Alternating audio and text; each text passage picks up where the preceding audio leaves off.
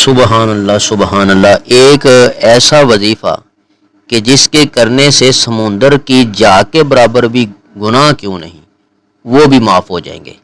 100 مرتبہ وظیفہ اور گناہوں کی معافی۔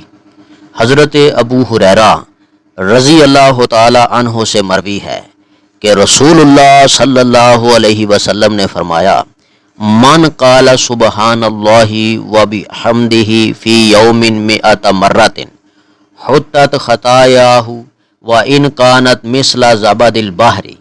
ترجمہ کیا ہے؟ ترجمہ نوٹ فرمائیں۔ جس شخص نے، جس آدمی نے، جس بندے نے دن میں 100 مرتبہ، وہ بندہ ہو یا بندی ہو، ہیں جی، دن میں 100 مرتبہ سبحان اللہ و بحمدہ کہا، اس کے گناہ مٹا دیے جائیں گے، اگرچہ سمندر کی جا کے برابر ہی کیوں نہ ہوں۔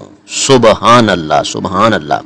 اور میرے خیال میں یہ اتنا ٹائم نہیں لگتا، نہ کوئی وزن اٹھانا پڑتا ہے، نہ کوئی بڑی ساری محنت کرنی پڑتی ہے، ہیں جی، 10 سے 15 منٹ لگ جائیں گے، لیکن ملے گا کیا؟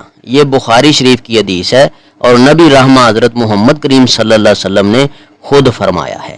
یہ کسی مولوی صاحب کی اور کسی ایسے ایرا غیرا بندے کی یہ بات نہیں ہے، یہ رسول اللہ صلی اللہ علیہ وسلم کا فرمان ہے کہ 100 مرتبہ پڑھو گے تو تمہارے گناہ معاف کر دیے جائیں گے، حتیٰ کہ گناہ جو ہیں وہ سمندر کی جا کے برابر ہی کیوں نہ ہوں تو معاف ہو جائیں گے۔ پڑھنا کیا ہے؟ سبحان اللہ و بحمدہ 100 مرتبہ پڑھو تو گناہ معاف کر دیے جائیں گے۔ یہ بہت بہترین وظیفہ ہے، اللہ تعالیٰ عمل کرنے کی توفیق عطا فرمائے۔ اگر آپ کو اس ویڈیو سے دینی فائدہ ہوا ہے تو حق بنتا ہے کہ آپ اس اسلامی چینل کو لازمی سبسکرائب کر دیں، لائک کریں اور کمنٹ میں اپنے خیال کا اظہار کرنا مت بھولیں۔